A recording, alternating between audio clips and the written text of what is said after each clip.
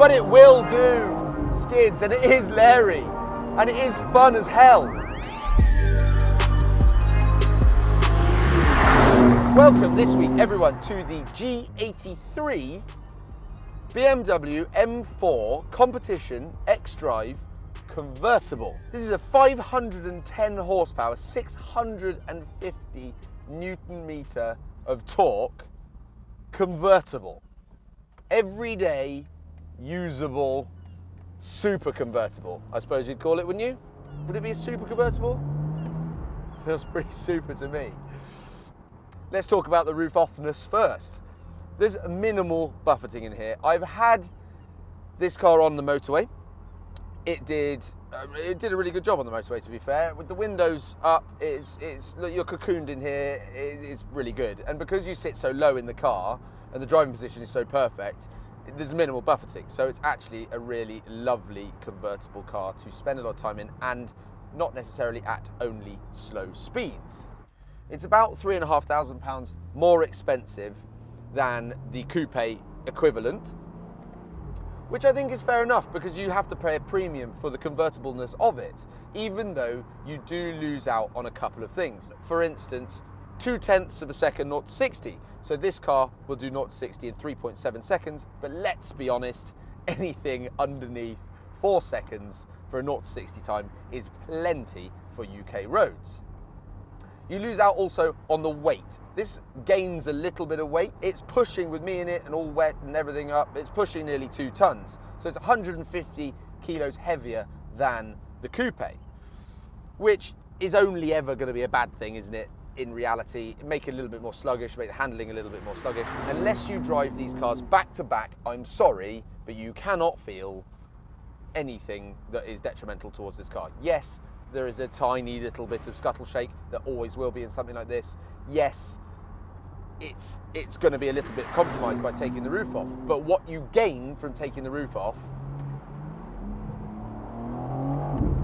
is you get to hear that 3-litre inline-6 twin turbocharged engine better than you can in the other one, which is no bad thing.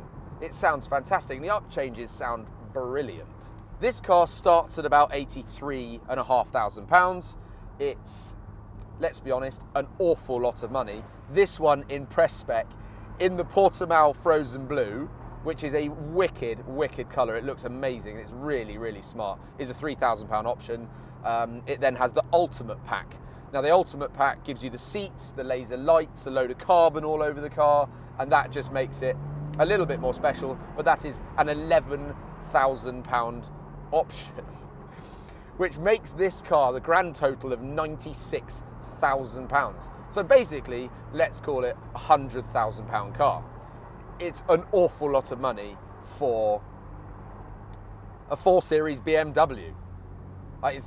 It's madness. But anyway, we'll come back to that a little bit later. This wonderful engine is twinned to an 8-speed ZF gearbox. We all know and love the 8-speed ZF these days. It never goes wrong. It does exactly what it says on the tin. It's in loads of different other cars.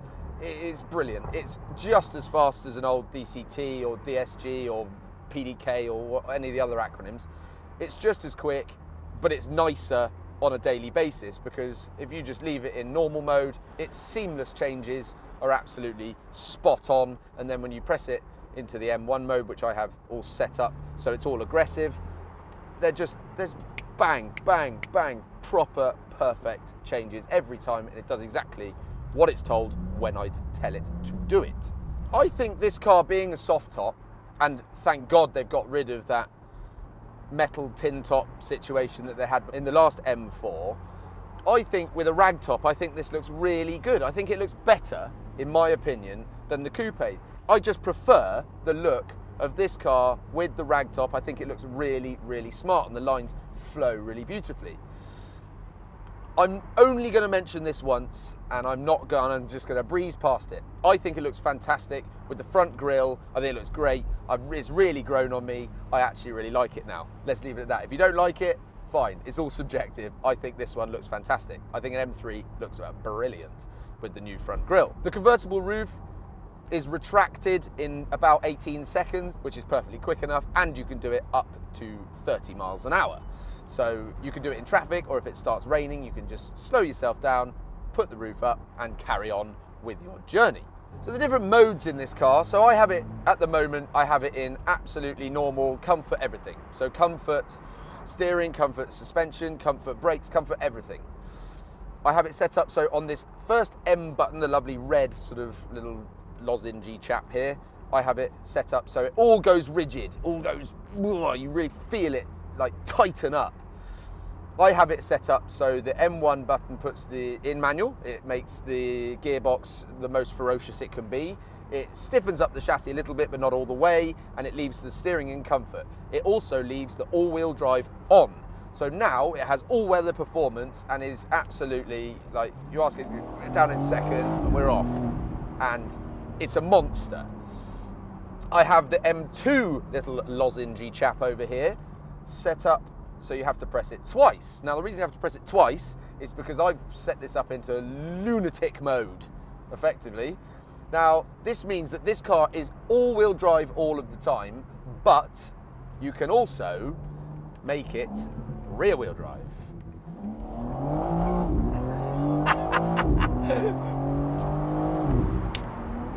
That now has separated the rear axle and made it rear-wheel drive, and also turned off the traction control, which is just such a great, I'm so glad that BMW did that, because I was so worried that BMW were going to just sap all of the fun out of the really spiky nature of an M4 and an M3, because they're not easy to drive on the limit, and if you turn off the traction control on the old one, it'll literally just try and kill you.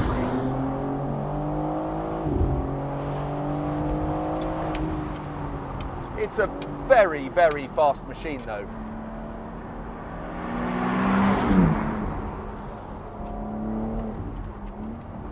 It's mega. The performance is absolutely outstanding.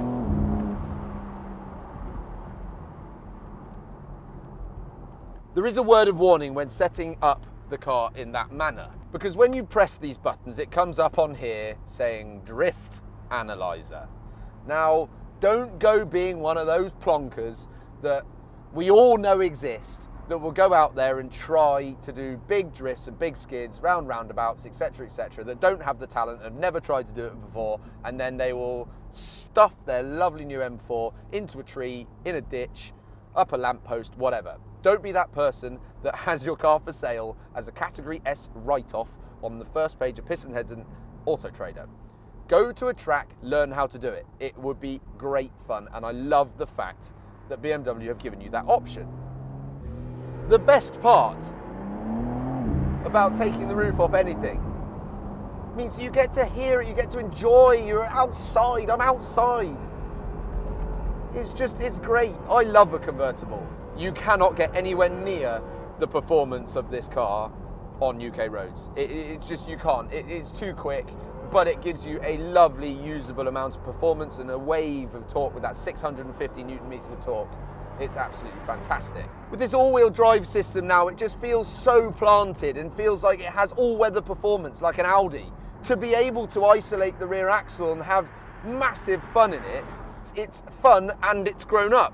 It's like a Jekyll and Hyde sort of situation. It's very, very clever of BMW to do that. Now, would I buy one? Would I buy one? Would I buy one? This is a very difficult question to answer, because at £96,000, I think that this is an exceptionally expensive car. I think the second-hand market has an enormous amount of things in there that I would potentially prefer to own myself. So AMG GTC, 911s, so 991 guise 911, manual GTS. I mean, they're all sort of at that sort of money. R8 V10 Spiders, things that are potentially just a little bit more special than this car. This is an amazing all-round vehicle that will do all sorts of different things amazingly, and it's a jack of all trades, and it's a master of a lot of them as well, and it's very, very good, but it still is a 4 Series BMW, and I just don't know that I can get on board with the 96 grand price tag. But that doesn't take away from the fact that this is a superb motor vehicle, and a superb convertible motor vehicle. as an everyday companion that has 500 horsepower plus, it is mega impressive. These seats are bloody awesome as well. I mean, as a £6,500 option, they should be, but they are so cool and they're so good. I love them. I wish every car had these seats and this driving position. It does so many things brilliantly well. It really does. But 96 grand, lot of money, lot of money.